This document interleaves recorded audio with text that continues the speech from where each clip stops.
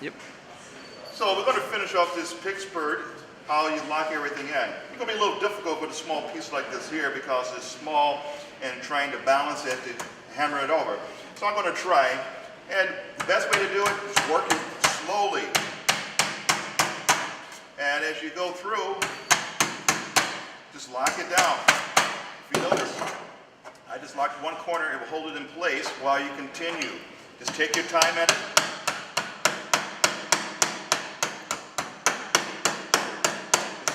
Work slowly, and as you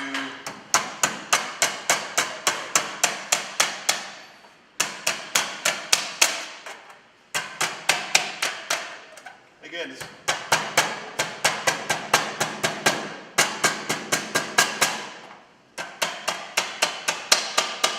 and here's the thing is that you clean it up.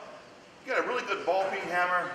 It's designed to work with metal, and has kind of concave finish on the head. It's not completely flat. And being able to work this hammer, you can really take creases out of sheet metal.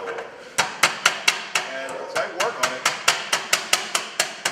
I can actually make this tailpiece on that Pittsburg completely flat. And it looks as if it was professionally machined if you work it correctly. So again, this is the Pittsburg, and you can see how the seam is locked together, and how this the second piece with the fold on the 90-degree fold at a 1/4 inch will lock into that Pittsburg.